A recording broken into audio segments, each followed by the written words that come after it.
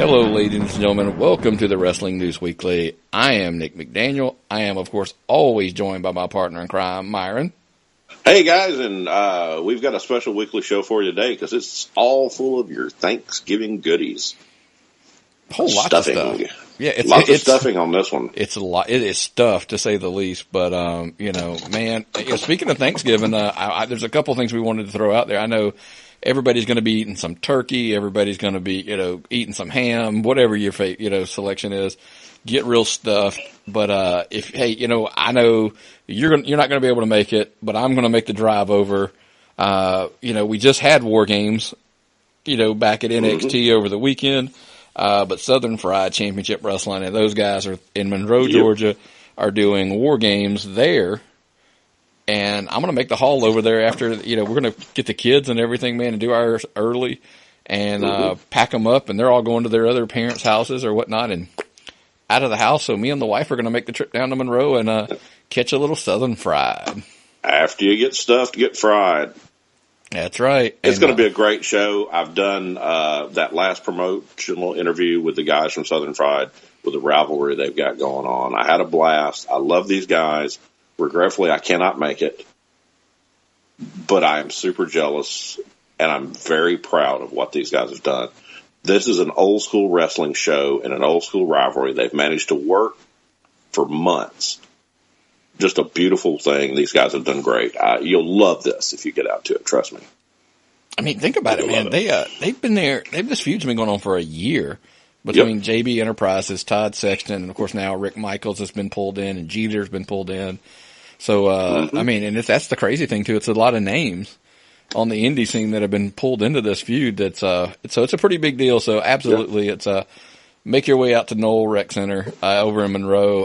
Check out that episode, by the way. That was so much fun. The run in, the quote unquote call in on the podcast was something to be heard. So definitely check it out. Go back in the archives and you'll see it. It's a SFCW, Southern Fried Championship Wrestling War Games episode. So check that out for sure. It's always a blast, and I love hearing it when you and JB Enterprises get together. So it's a blast, man.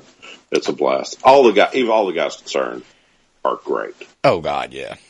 From the promoter to the chair guy at Southern Fried, all the guys involved in the interview and the rivalry are great. It made me think I was back in Birmingham watching Continental. I agree. Well, on to some more serious stuff, man. Absolutely join us if you can that night. But on the serious stuff, going into Thanksgiving, bad news hit the internet. We wanted to, give a little shout out or thoughts go out to Kamala, the Ugandan giant. James Harris is his real name, obviously. Sugar Bear Harris. There's been some complications due to diabetes. Apparently, he had some fluid on his in the area of his heart and his lungs. So we wish him the best. I read a thing that he said his eyes had opened. They're going to try to work him off the ventilator. He's 67, man. Yeah. So, just remember what these guys meant to you when they were wrestling, and think about that and how important they are and what they really mean to all of us. And I don't want to lose another one. It's just sad, I mean, as a kid, Kamala was one of the first guys that you were scared shitless of. I mean, yes. When you think about it, so. Get well soon, Kamala. Absolutely. So I wish him nothing but the best. And hopefully he can bounce back, because Thanksgiving's it's a tough time to be in a bad spot. So Anyway, we wish him the best. But speaking, man, because one of the reasons you're not making the Southern Fried show is because you committed, and we'll leave it at that. Because on the Friday after Black Friday, we're calling it WrestleCade Friday because we're piling in a car. I'm so happy. Yeah, heading up to Winston-Salem. It's WrestleCade, man. Yes. We're going to get to see, one, we're going to get to see a lot of our friends. But two, we're going to get to meet a lot of our heroes, man. I can't help but be super psyched for all this. WrestleCade, Winston-Salem, North Carolina. You got to get you a part of this if you're a wrestling fan. Go to their website, look at all the talent on there. Just the amount of people that are coming, dude. This is going to be incredible. I think they said they sold like 6,500 tickets or some shit like that. Yeah. So it's just me, you, and like 6,498 of our friends, right? I mean, Yes. talking to wrestlers and stuff, man. And I know we're, oh God, like I said, some friends we've made over the year that we've made are going to be there. So we're kind of excited, obviously, but it'll be cool because we're not really going to be working per se. We're going to get to be fans again for a minute and just, get some autographs and meet some people and that good stuff. So I'm kind of excited to say the least. I'm really excited. Cannot wait. Cannot wait. Yeah, but one of the things, one of the topics at hand that everybody's kind of buzzing about is Starrcade just right up the street on Saturday night during the same night of the Super Show. Yeah, it's one of those things. They're the WWE. They can do what they want, and they're going to run their big show. I'm just not going to go. I mean, there's no need to go. I'm going to be at the best place, I think, for great wrestling. But I wish the show would be something, secretly, I wish the show would be something like on the network where I could watch it when I got home. I mean, yeah, they booked Flair. Flair's going to be there. So, lots of stuff. But why they're running it, and a lot of the stink is that they're running it the same night as the WrestleCade Super Show. To put a ding in the WrestleCade crowd. I don't think it's that. I think they're trying to do a traditional show. I lost it when I found out that was happening. There's quite a large bitch fest from me on there. So you're not going to be I'm not totally unbiased about this, but I really think they did not do it on purpose. Well, unless it has to do with Ryback being at WrestleCade. They may have done it to get rid of Ryback. Well, there's also, this thing of going around that first of all, let's go back. As like I said, bringing Flair in, Styles, and I had made the comment when this whole thing started that I really just don't think that they did it intentionally. There was probably a damn Thanksgiving night show anyway, and they just slapped a name on it to help sell some tickets. I mean, that's probably the grand scheme of things what it was. And then it probably was convenience of where it was. It was just easy to call it Starrcade. Greenville Coliseum? Nope. Winston-Salem. Nope. Greenville. That's right. It's in Greenville, isn't it? Greensboro Coliseum. Yeah. Jesus Christ. I am not on today, man. That's okay. I guess I'm wound up really, really tight. Well, we were always big, big proponents. I mean, we grew up here in the South, so Starrcade was a really big deal. So much so that we as the network got together and we thought we would throw a little Starrcade episode out.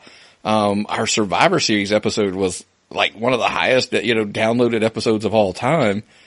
And so we were like, okay, we'll follow suit. People clearly like it. Starrcade's coming up. So we did a Ultimate Starrcade episode, which we've already, we're going to talk about. It's going to drop 605. Wink, wink. Everybody gets the 605 reference on Thanksgiving night. So after you're stuffed with turkey, obviously download that episode, give it a listen. We brought in Rocky Mountain Pro Star Humphrey Jacobs I, king of old style, however appropriate. And we talked a little old school NWA, WCW Starrcade and created our ultimate cards. If you've not heard how the rules work, you can go back and listen. We've done a WrestleMania episode in our archives. We've done a Survivor Series card, in our archives, and kind of how those rules work. And then you look forward to the Starrcade episode coming Thanksgiving night. Also wanted to throw in there, by the way, if by chance you can't make it to WrestleCade, but you want to see that big super show they're doing, our buddies over at the Fight app are going to run that on the Fight app. Oh yeah. So you can do that show on a pay-per-view, and I think we actually have interviewed some guys on the show, if my memory serves me correct. Yeah. There's going to be talent we know, and I know White Mike's going to be at one of the shows. I know Camilla's going to be at one of the shows on the weekend. It's going to be just a gathering of friends and heroes to me. I hate it. I'm not on because I'm thinking about getting up there and seeing everybody and seeing Jesse and all the guys we deal with and hanging out. It's going to be great. I agree. I mean, like you said, Camilla, White Mike, Scotty from Wrestling Weekly, all these people that we're talking about being up there. We're all psyched about getting up there and seeing them. And so that's kind of, you're right. That's probably why we're a little distracted, but, before we get too distracted, man, we've already, shilled out the Fight Network. Make sure you get that link on our website. Download get that. That definitely. And you might see us in the crowd. You will probably see us in the crowd. We're not hard to miss. I mean, that's for sure. But man, let's jump into some news and stuff. I mean, here we are, man. We've rambled for about 10 minutes and we haven't even, but, which stuff, it was important stuff I felt like we wanted to get out. I know this one was on my notes. It wasn't on yours. And I just kind of, it hit home to me when, we were listening to JR's podcast, last week. Of course, I listened to it after last week's episode. Dave Batista was on there. It was a 2-part interview. Part 2 aired this week, and I've listened to some of that, not the whole thing. But one of the things that hit home with me is he made a comment that, he likes Phil Brooks, by the way. He wanted to stress he does like Phil Brooks. But he does not like the CM Punk chants during Raw and SmackDown or whatever, because the way he put it is CM Punk essentially walked out on you. Yeah. He didn't like the way he left. But he, like I said, likes him, just didn't like the way he left. So, and Batista's not exactly Mr. WWE at times, Oh no, he's not. He shoots it straight. Absolutely. Mm-hmm. I mean, and he even, kind of, even after the CM Punk stuff, he went on to talk about the Royal Rumble where Rey Mysterio was number 30 and the fans shit all over him because he wasn't Daniel Bryan. And, he was like, he kind of felt like that was a little disrespectful to Rey because at that point, I mean, Rey was a freaking superstar. Yeah. Rey was a champion. He had been a champion. He had done everything, given his body, and the fans are going to boo him just because he's not Daniel Bryan, just because you didn't get your way. Mm-hmm. It's kind of like, what are you, 5? Well, wrestling fans can act like that sometimes. But I can't believe, I'm not, I missed something with Daniel Bryan. I would rather see Rey any day. That was a bigger bit for me to get to see Rey than that. So, I love Daniel Bryan, and I understood, but I'm going to touch on that. I touched on it here, but there's a later. He's not going to work again. Oh, he's going to work again. That's a whole other conversation. But it wouldn't be as a run-in in a Royal Rumble, right? I agree with you there. But my big thing is I'm going to touch on this again later because there's a spot that I want to address, and when we do a little Survivor Series talk, that I'm going to probably pick this conversation up with a little steam. But anyway, I don't know that we talked about this last week, and I wanted to make sure we did. If we hadn't, I know Ellsworth, was released last week, and like I said, for some reason couldn't. Did we talk about it? I don't know if we did or not. I have always been a tremendous Ellsworth supporter because Ellsworth is, to me, what is right about wrestling. All the good stuff in wrestling is basically related to Ellsworth, in my opinion. He is the man who went from a little bitty tiny guy wrestling on an indie show and being a little indie promoter to traveling to Europe with the WWE. How does that happen? It's amazing. He did an amazing thing. And he should get credit for that. He should get credit for that. That's amazing what he did. Well, what my thing was, the reason I wanted to make sure that I brought it up this week was because there were a lot of people shitting on James Ellsworth this week about he had no business being in WWE or good riddance, goodbye, whatever. And I'm like, look, man, dude lived his dream. He had an opportunity, and he ran with it, man. Apparently, he was over. He gave him something.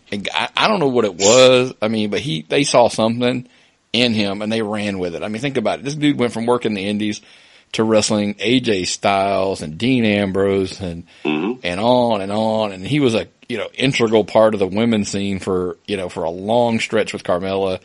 So God bless him. I mean, now he's going to go out and he's going to work indie shows and he's going to make more money on the indies than he ever was going to make, beforehand. So like I said, God bless him, and good luck, man. Hopefully everything pans out for him, and I'm sure he'll be just fine. He's supposedly a really great guy too. So enjoy it, James. Yeah, good. I thank you for what you've done for us. Thank you what you've done for wrestling. Thank you what you've done for wrestling fans. It's just it's been a great thing to see. Yep. Because what does he say? Any man with two hands has a fighting chance, right? And yep. He's living proof of it. So, yep. Well, man, let's talk about fighting chances. Let's move on into, this was a real heavy WWE week. We won't even lie. I mean, it's real heavy WWE. And that's, whether it be NXT or Survivor Series Raw, all that good stuff. So let's jump into War Games. If you want a really good review of War Games, by the way, go back to Pro Wrestling Personified podcast, the Ring of Honor NXT edition. Check it out. I mean, they'll give you we just wanted to touch on a few notes, that were there. That's kind of what we wanted to hit. First one I wanted to ask you is, everybody complained about the, no roof on the cage. It's not War Games if it doesn't have a roof. So what was your take on it? Then I'll kind of give some of mine. I think actually not having the roof made it more interesting because there was always the chance a guy would get knocked over and his team would totally get disqualified. When Adam Cole was up there was a chance something might happen that might ruin the whole outcome. Then him coming off the cage and just the way he crawled along the top of the cage brought a lot of excitement to me. And it's also better to film that. It's probably a lot easier to film that stuff. So I can't complain about not having a lid on that cage. Yeah, I mean, Triple H was asked about it in an interview, and as he pointed out, things evolve. It's just times have changed. I mean, he made the joke of it opened up opportunities, and this was obviously the interview was prior to the show, so I mean, you don't get the suplex spot if there's a roof on the cage. Now, do I think that match was good without that spot? Absolutely, I do. Did it? A lot of people were shitting on it, and I really enjoyed the match. No, to me, it was a very solid match. And like I said, it was even without the suplex off of the top, it would have been good. It'd been really good. And I don't want to sidebar, but I don't think it was the best match of the night.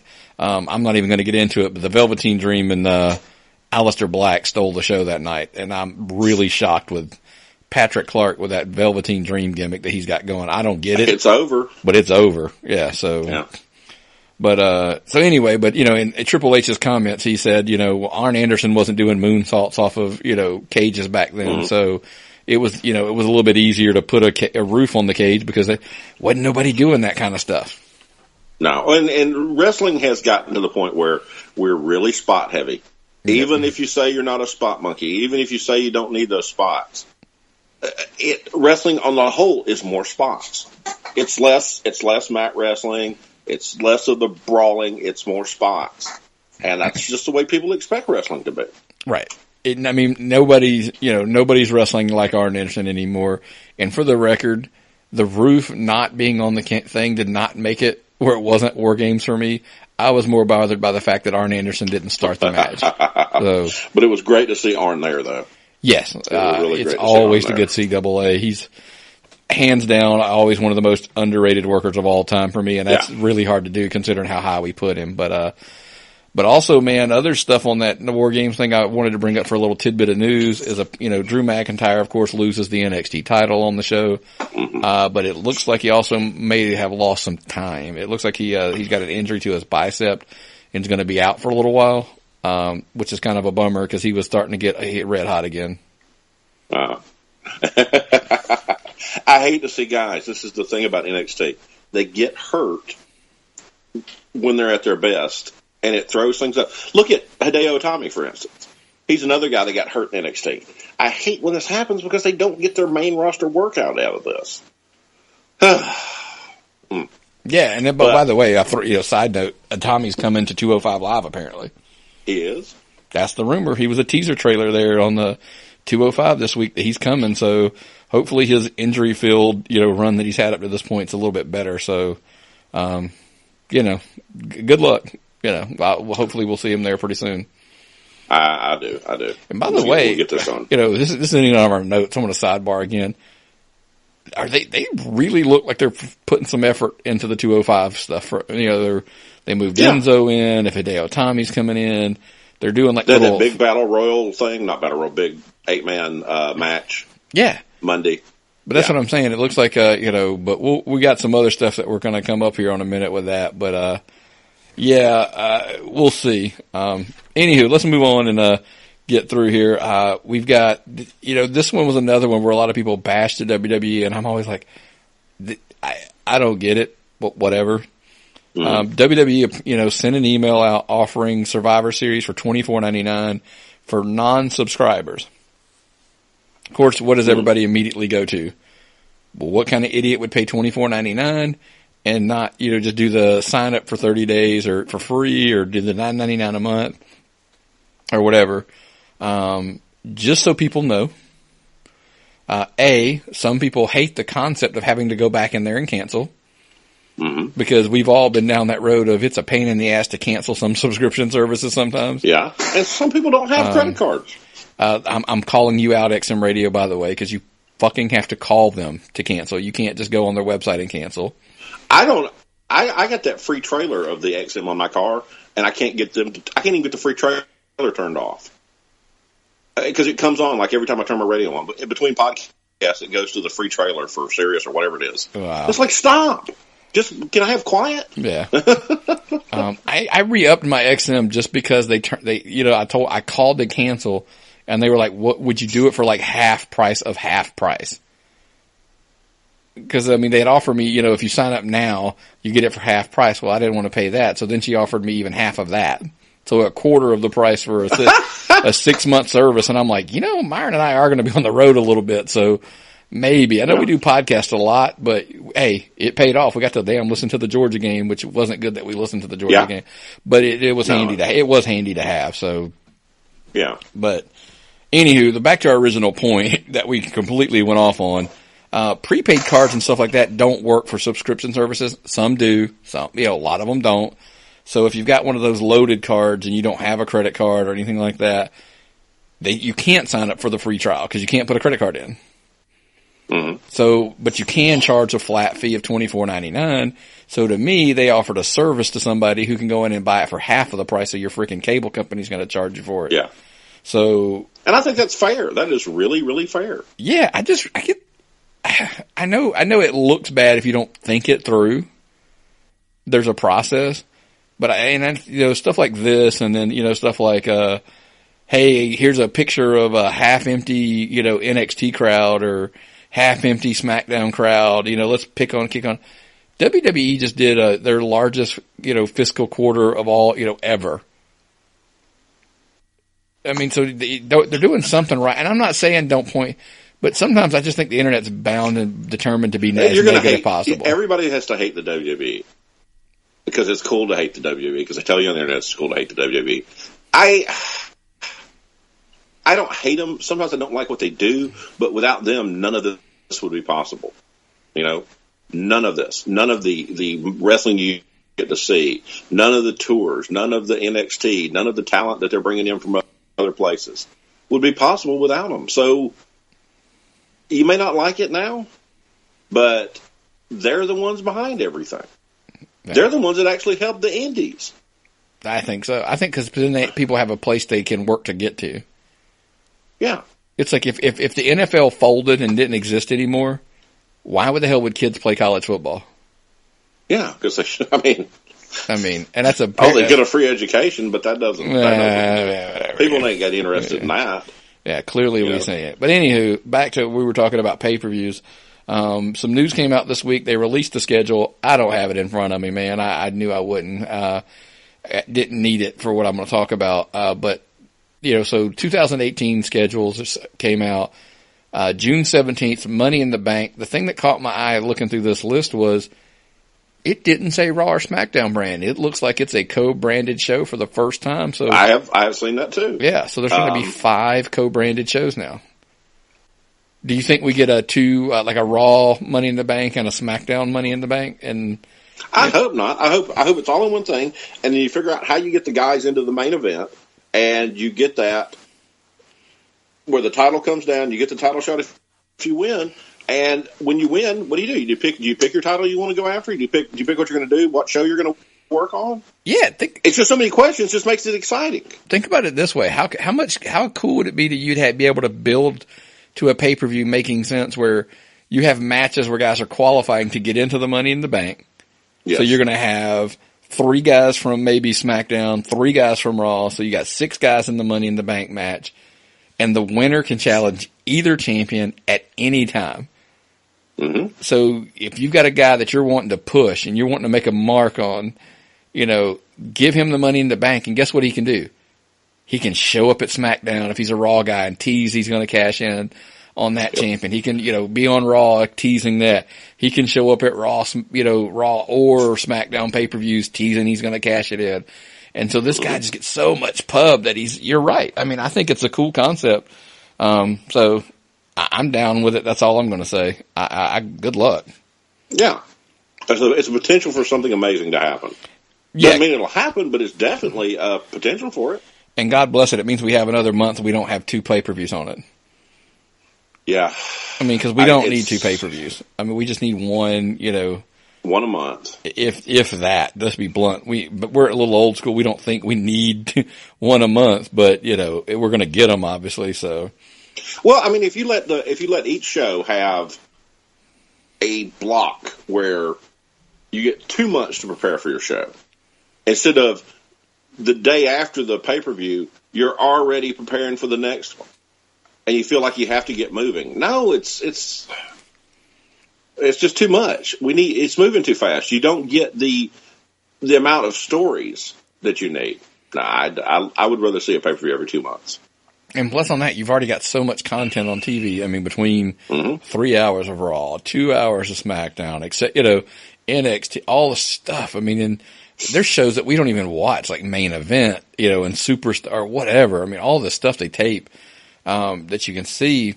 And now, which brings me to one of my last notes that we put down here, Pro Wrestling Sheet, .com is saying the WWE is in talks with Facebook to potentially have a Facebook Live show. Mm-hmm. Possibly starting in January, and it would air live after SmackDown Live, which means that you would be doing, the fans that go to those shows get 3 hours of wrestling like Raw, but the 1 hour would be on Facebook Live.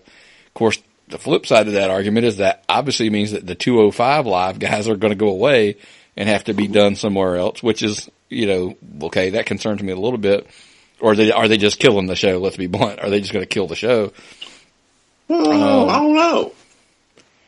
But my question to you is twofold. By the way, I forgot to throw one of the names that have floated out here is that this is all Pro Wrestling Sheet, by the way, is Mixed Match Challenge.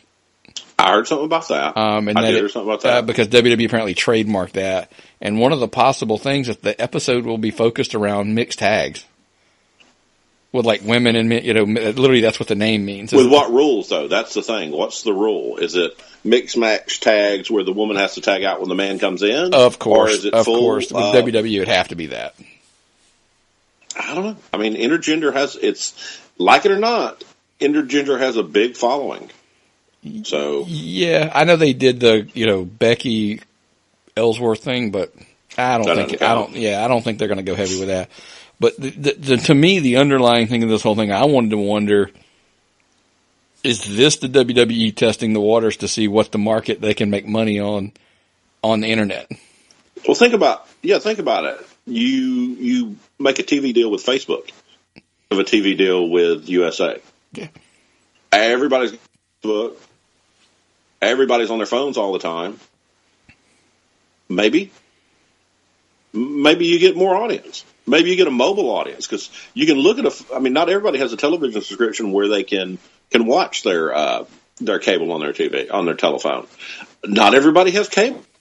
More people are cutting cord. That's a beautiful idea. Don't have cable. You can just watch it on Facebook. Click on Facebook, open a window, watch the match. You're there. It's perfect. Well, I love the idea.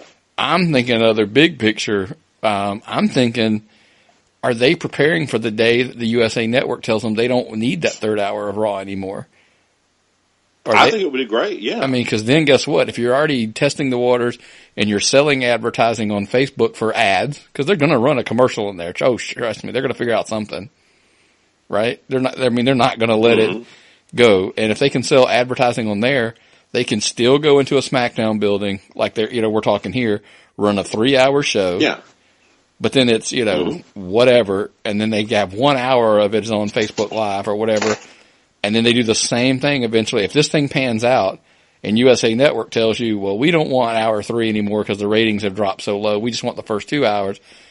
Raw doesn't miss a beat. They turn around on Facebook and say, hey, we can give you another hour on Monday nights of Raw. Hold on. Wait a minute. They've already moved the main event till like 9:45. Are they setting themselves up to lose the hour? Are they setting themselves up to kill the ratings? I thought at first they were doing it so they could get the ratings, get in and put the main events where more people were watching. That is what they're doing. I will tell you that. I don't think they want to lose that hour. I think they were moving it to the 9:45, 10 o'clock block was to get more eyes on the main event stuff. But my question is just more along, is this a test of the waters to go ahead and invent, in WWE to get ahead of the curve of saying, because what would you do if USA just came to you and said, we just don't want it anymore, and then you got to figure something out? This could be the test of saying, let's test this. If it works, and USA ever comes to us and says, we don't want the third hour anymore, we're not at a loss. We're already recording. It's not going to cost us, We just stream it to Facebook Live for that third hour, and we can pick up advertising rates over there. I like it. But it's money. It's a different appeal. Maybe you've got people who don't like wrestling, but would see it on Facebook and maybe look at it for a minute. It's a unique prospect. Well, the logic to that is, hell, you can watch for 30 minutes sitting on a park bench, or 30 minutes on the subway in New York, or on your way home, where everybody complains about, I don't want to sit in front of my TV and watch it, or okay, well, would you watch it if you were like, and you see what I'm saying is because if it's on a streaming device, it's a whole lot more convenient, which is what we've joked about in the past, that, I'm going to bite my tongue. If Raw was on, if new episodes, current that day episodes were on Raw, were on the network, not old episodes, new stuff. If it was live on there, that would be kind of the same thing. Is if you were being able to watch it on your phone, would you watch it then versus saying, well, I'll just DVR it and watch it later, kind of thing. So what I would like to see is this succeed enough so that they could get all those damn shows about midgets and my girlfriend watches off cable and onto the internet, so that she could watch them that way, and I wouldn't have to pay for cable anymore. Because that's all she watches. I can get my football off the internet. Yeah. I can get my wrestling off the internet then. There wouldn't be any other reason to keep it. I like that idea. Let's see more of it. I agree with you, buddy. But man, we're over halfway through our show, and we haven't even touched on this ton of other stuff. It has to get in some action. Survivor Series, first of all, I wanted to ask you my overall take on the show and yours. I wanted to kind of go over that, but what was yours to start? I loved it. I thought it was a great show. I enjoyed it. 4 hours, too much. I don't need 2 hours. I don't need 4 hours of wrestling. I love wrestling. I don't need 4 hours of it. It's just too much for a show. They need to shorten that up a little bit. They didn't need that extra hour show. It was actually longer than that. It was a good show. It was started earlier than that, believe it or not, man. Jesus Christ. There was a pre-show match at like 6 something. Yeah, anyway. I thought it was a very, very good show. I actually tweeted it out, and I was like, for all the hate that WWE gets, I'm like, they had done a heck of a job, and at that point, we hadn't even seen the main event yet. I mean, especially the undercard. The undercard was really, really good. Well, they had Matt Hardy on the undercard. Well, no, I mean, when I'm talking about undercard too, man, I'm talking about I won't lie to you, I'll be the first one to tell you, I crapped all over the champion versus champion stuff. Yeah. And honestly, we got good matches. Yeah, they were. I mean, a lot of people are going to say, well, Miz and Baron wasn't that good, but we'll get to that in a minute. But overall, I thought they all delivered. But, you know, I want to start with the main event. And this is cleared out because everybody complained about the ending about, you know, Triple H, you know, attacking Kurt Angle. And then everybody thought he was saving Shane. That's Triple H. He's treacherous. Yeah, but that's kind of, you know, you had to get to where you were going. You know, and that mean, you know, it was this. Let's be honest. The main event was a vehicle to get Braun Strowman even more over than he already is. So that's it. All went to.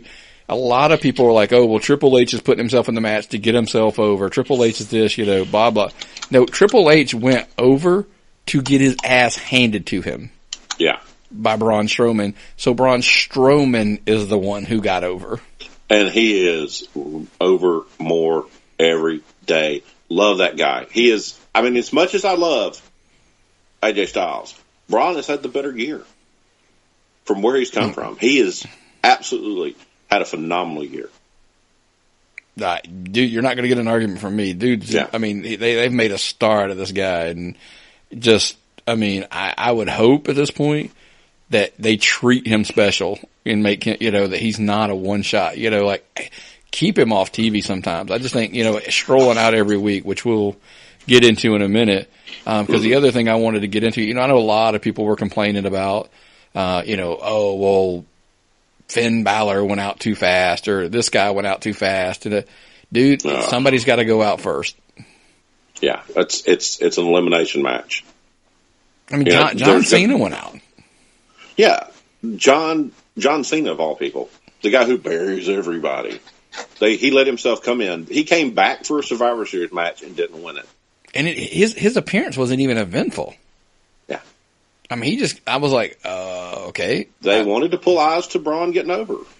Exactly. So, but man, you know, Brock and AJ went at it, man, and you know, it was one of the Brock's longest matches he's had in a long time that I remember. That was a great match. It very much was so a great match. I will agree with you.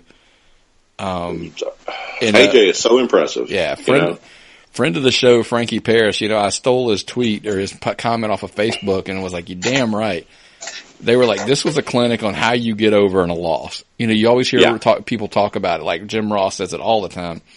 You can lose and still get yourself over if you're good.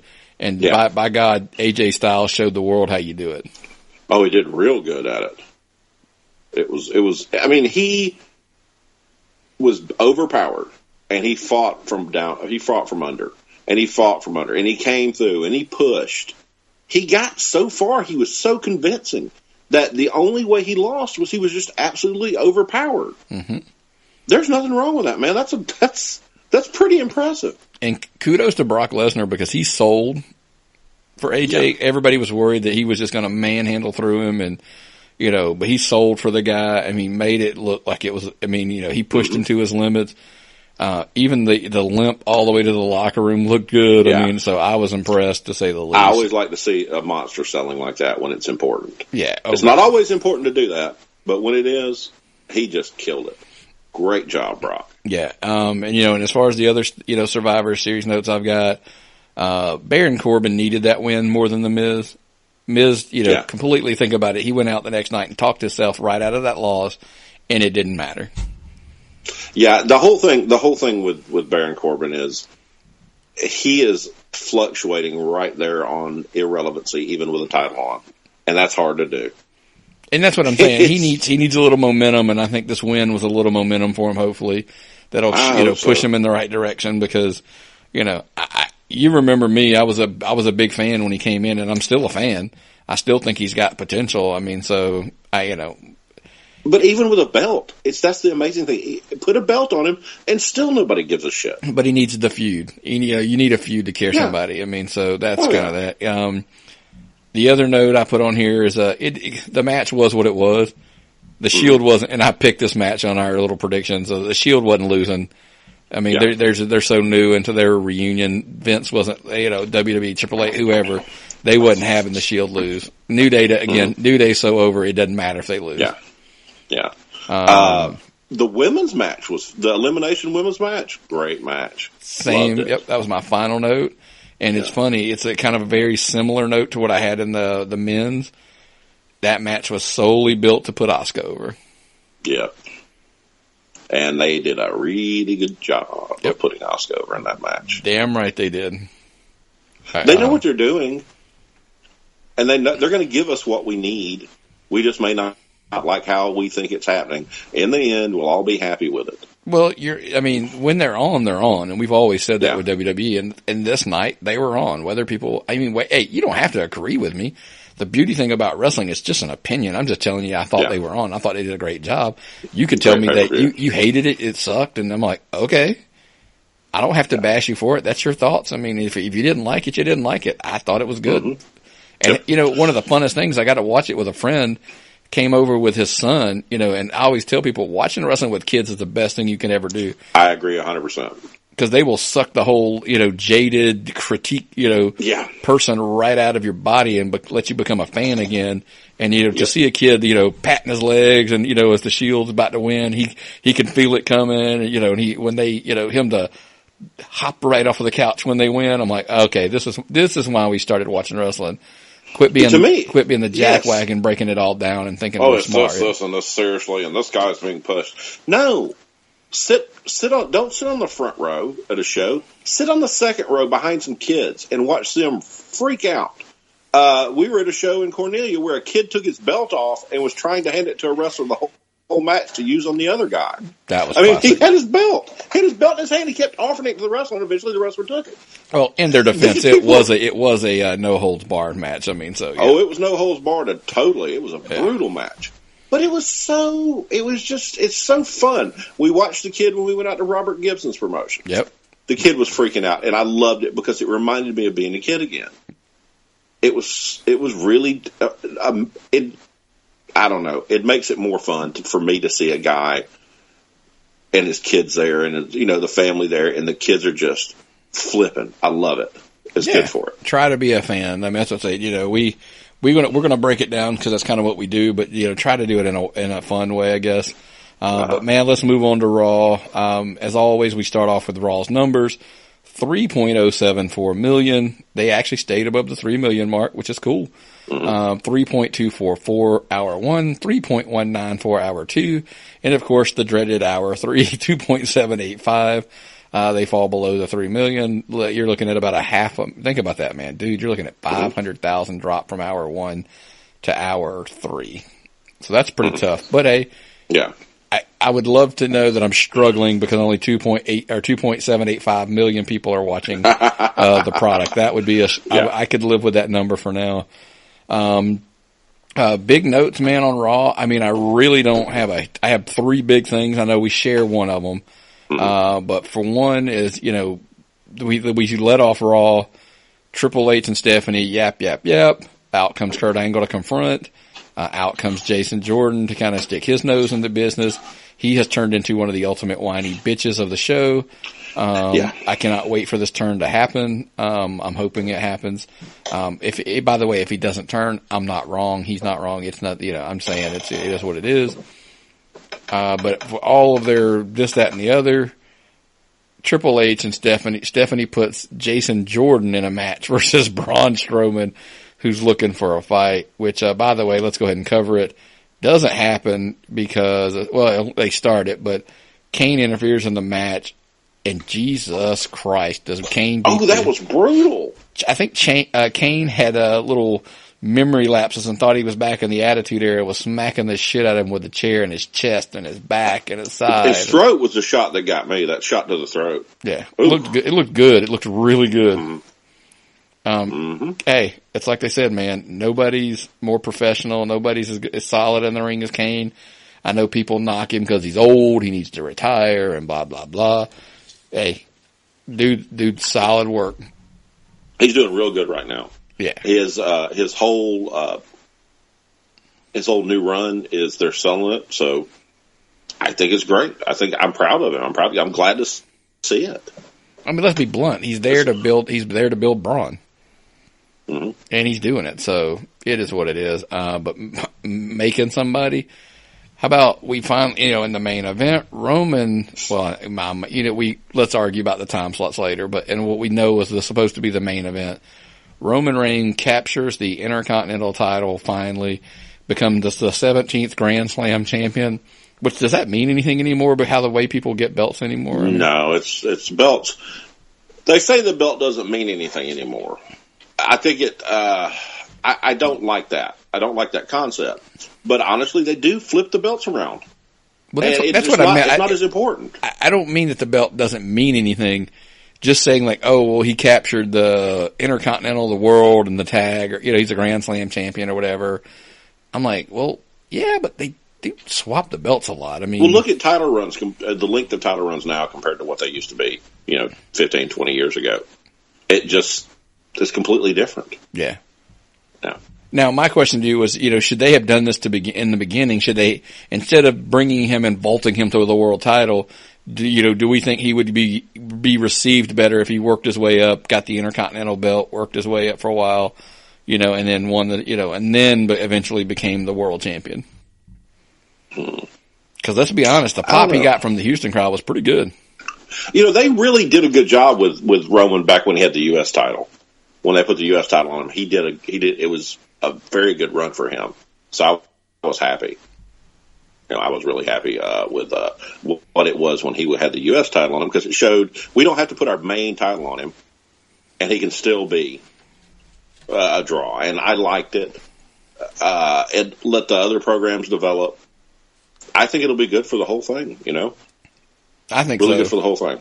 But I know the thing you wanted to talk about most was the women. The women debut on Raw. We'll get to the other one because there was one on SmackDown too. But Paige, Mandy Rose, and Sonya Deville debut by attacking, Bayley, Mickey, and just basically beating the crap just tore out of it up. That to Absolutely me was that was just crazy. Okay, I don't know what they're doing with the women right now because it was a very similar thing on SmackDown, but I like it. They're bringing in. They basically brought in 6 women to the division in 2 days. Okay, I'm going to jump because that's in my notes for SmackDown because that's exactly the question. It says 6 women in 2 days. I mean, is this? And nobody saw it happen. Everybody was paying so much attention to the Paige stuff that they snuck this right by us. My question was, is it to go back to the Facebook Live thing we were just talking about? Is it a mixed tag special and they needed more women? They needed more women for something. And I'm excited, man. And they picked some really good ones. We'll get to the well, let's just kind of wrap it all, the women's all into one group because Ruby Riott, Liv Morgan, and Sarah Logan, they also debuted by beating the hell out of Naomi. They beat, Becky. They were slamming Becky in a door. Yeah. Okay. And they interfered in the Charlotte Natty match too. So yes. But the reason I'm asking that is I was like, that's just. I think Becky's going away to film The Marine with The Miz, which I think is why he lost his too. But he's going to be filming the Marine, and then I think Shawn Michaels is in that movie, by the way, too. But Becky's going to be away filming that, so that makes a little bit of sense that SmackDown might need a person to kind of dip in and help. Well, the problem is you just brought in 3 heels and you're going to get rid of a babyface apparently, so that kind of offsets everything. But just why? Like I said, that was my question: is why the big influx of women all at a time? Well, they did it in this brutal way, man. It was just ass whipping. They brought these women out, and they didn't just come out and say hi. They came out and they beat the hell out of people. Yeah, they escalated the violence again because remember when the women's program was doing so good when Charlotte and Sasha were all over and on the top of Hell in a Cell and the main events of most Raws was when it was more violent. It wasn't gimmick shit. They were just going out there beating the hell out of each other, and people like it. Yeah. There's something about women hitting each other that really it draws. And that's the best way to present it. Make it honest comment. Make it just like what the men do. But there's no reason it shouldn't be. The funny part is my wife made a comment of Ruby Riott is Paige. Liv Morgan is Mandy Rose. Your only separation of the teams is Sarah and Sonya, who look a little bit different as far as the personalities go. So did you just put 2 of the same teams on 2 different programs and not mean to? Well, whatever they've done. It was. It looks like that. I don't know if they not planned it, or maybe when they wanted to add the same amount of people, they tried to add the same thing to each show. Maybe. And then Liv and Mandy Rose, I mean, you want to talk about, like, they look like they could be cousins or sisters or, you know. Yeah. So that was crazy. But, hey, before we completely move on from, the Raw, did you have any other Raw notes? Cause I know I just blurred Raw and SmackDown together. No, well, there's rumors what you got?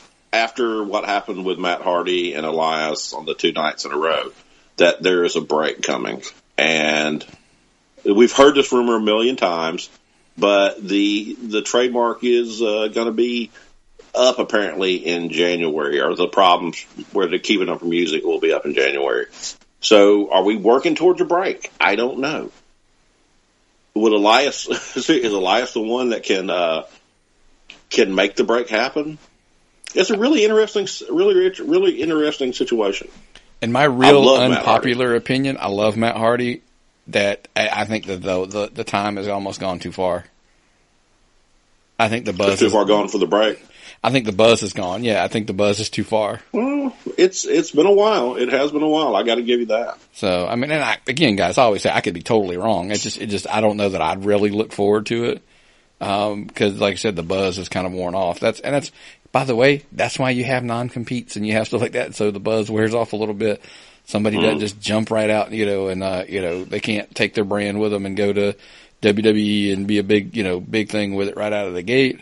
But anyway, my only other SmackDown notes that I have for you, obviously we opened up, it looked like Shane was going to fire Kevin Owens and Sami Zayn for their interference in the Survivor Series main event. But Daniel Bryan comes out, saves the day, and says, no, I have a better idea. Everybody in that locker room does want to get their hands on them. So he puts them in a handicap lumberjack match versus the New Day. And just like any good sleazeball villains, they somehow survive and get the win and escape. Except Kevin Owens leaves Sami Zayn. Was having up the face of, Yeah, so that was kind of funny. But how did they take a guy I really like with Sami Zayn and make him as despicable as Kevin Owens and sell me on it? They sold me on these guys being heels, and I don't like them. Yeah. And it really is the fact they've managed to make their personality so annoying that I don't like them.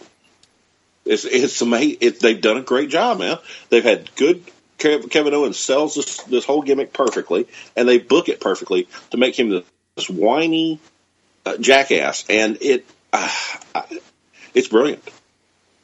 When I catch myself not liking a wrestler, and I ask myself why, and I look and say, shit, they set me up for this. Like, oh my God, he did his job. That's when he's done his job. That's the best time to watch wrestling. And we when all you get know, worked and you don't even realize it. Yeah. Oh God, yeah. Well, you got any other notes, man? That's all my, SmackDown, Nope. Raw, everything. I did want to say that the Skinner and the Goon made their reappearances. No, sorry, it was the Bludgeon Brothers. What the hell is this? This pre-Attitude Era. What was that era called where everybody had stupid gimmicks where they were plumbers and hockey fans? The New Generation or some shit like that. That's exactly what this is. That's exactly what this whole Bludgeon Brothers thing. It looks like they went back and pulled a gimmick out of the box. I'll give it time. You know me. I always say give it time. I mean, hell, you could say that about when they were doing the Wyatt family. It was gimmicky, so, I mean, it's just is what it is. Well, this is extra gimmicky. Well, they look good. They smacked the Hype Brothers around. Well, what's going to happen with the Hype Brothers? Right. Did you see the video that WWE released? They're going to. It wasn't even part of the show. It was the Hype Brothers in the back room yelling in the hallway behind the stadium, yelling at each other over what happened out there. And so, are they setting up a Hype Brothers breakup? I would love to see the Hype Brothers break up, just so I could see more Mojo Rawley. Yeah. Just anything they say. When it works out like this, it means we're going to get more Mojo. We love Mojo Rawley, so we'd love to see a Hype Brother shoot. Sorry, Zach. Whatever. I mean, but that's, I agree with you there. I like especially Luke Harper, I've always been a fan of. So I give him a gimmick. As long as I get him on TV, I'm okay with it. He looks just like Bruiser Brody when you think about it. He very similar look. I mean, I agree with you. But yeah, that's interesting. I had a note that I forgot to leave out when we were talking about our non-WBE stuff. I didn't mention it. I was so excited to see Stephen Amell back out. I finally got to watch that episode of Arrow where Cody was one of the villains. And he did a really good job on that from last season. And then turns out the week after I watched that, I see Stephen Amell is coming on Ring of Honor at their show that they did running opposite to the WWE show. Stephen Amell debuts. He gets power slammed through a table. Okay. The team he's fighting against has one of our guests, Flip Gordon, on it in the opposition. And he gets his own Vigilante Club shirt. I did see the Vigilante Club shirt. I think I might get that. I don't have any of the Bullet Club shirts, but that Vigilante Club shirt is a really tempting one for me. I hope it's on Pro Wrestling Tees, because what has Pro Wrestling Tees got going on right now? They're running their special right now, man. Black Friday, they're running it 20% off. So, I mean, you got to get that. We've got our shirt. I actually tweeted it out to let everybody know. Thank you, JR, for retweeting our tweet. Jim Ross retweeted our tweet. Yes, he did. That is so nice. So we appreciate it. So definitely check it out. ProWrestlingTees.com. Look for the link. It's on our Twitter and it's on our Facebook page as well. It'll take you straight to it, so you don't even have to search for our shirt. You'll take you straight to it. But of course, if you're there, make sure you grab a shirt. 20% off. That's the big thing. And then, dude, they're doing if it's $100 off or $100 or more, you get like the little autograph thing, the 8x10 or something. You get an autographed gimmick. So, I mean, if you're going to buy some shirts and you want to stock up, it's now. It's 20% off. And the code is Black Friday, so it's pretty simple to do. So check us out, man. Get a shirt. Help support the show. I mean, we would appreciate it greatly, obviously. We've already talked about our buddies over at the Fight app. Definitely check that out. You can see friends like Humphrey Jacobs, Curtis Cole, Mario Vanger, all on the Rocky Mountain Pro stuff on the Fight app. Definitely want to check that good stuff out as well. The links are on our website and on our Twitter and Facebook pages as well. Yep. And of course we always want to plug our Amazon stuff. We're an Amazon affiliate. All your purchases, just use our link, replace your old Amazon.com link with ours. It doesn't cost you anything extra. Just all your purchases, all that gets a little kicker, little referral fee for us to help support the show and keep all the shows free and coming every week, man. 7 shows a week, man. It never stops, and it helps get us to do trips like WrestleCade like we're doing this weekend. Yep. So, dude, this is awesome. We're going to WrestleCade. So, so definitely, we'll be there Friday, Saturday, and Sunday. Make sure you guys, for going into the weekend, Thursday nights is the big Starrcade episode, the Ultimate Starrcade card. Friday, of course, is the Gorilla Press. Check it out. Saturday, believe it or not, I'm going to go ahead and announce it out. JP Sims returns to the Tapped Out Wrestling Podcast Network with an interview with our buddy Lewis over at the Pro Wrestling Personified Podcast again. Kudos to that. So definitely want to do that. And then, of course, back into the rotation with the Pro Wrestling Personified, Ring of Honor, NXT, and Impact editions over the weekend. But before we go any further, I'm going to give you a minute here to wrap this up. Put a bow on it. Because I wanted to give you a good free time where we weren't worried about anything else, about getting our shit in. On the other thing, I gotta ask you, okay, you got me drug into this mess with Jumping Jim McDougal, where I got called out a little bit. Has Jim said something about you? On his last comeback on the Stop and Go, he's trying to tell me that I'm instigating this, and I'm, and I'm like, dude, you're the ninja throwing, that. You're ninja that's trying I didn't do anything to this guy, and he's come after me. Well, he's come after a lot worse than he thinks he's getting into. Okay? This is not the place for you, Jim. You're messing with a big dog now. You're in my yard. And you fuck with Nick, you're going to have two of the kings of podcasting after you. But dude, you better watch your mouth. Look, man, Carmine, kind of scares me a little bit. I don't need any mobsters hunting me down and stuff like that. So just kind of keep that in mind when you're dragging me down. When you start there, I'm like, I'm not instigating anything. That's the stuff. Just put us in a cage. Put me and Jim in a cage. No outside interference. Well, he wants to do the bull riding thing. He wants you to pay for a bull to go to his basement and then set it up. Well, I'm not shipping any animals to Jim's basement. Not animals, the mechanical bulls. I heard what happened to all the gerbils he had shipped there. So, no more animals. ASPCA is not getting involved in this. I've rode a mechanical bull before. I have experience at this, Jim. Grew up on a farm. I rode a mechanical bull. I know I can outlast you. You ain't got it, man. You're walking on thin ice, Jim.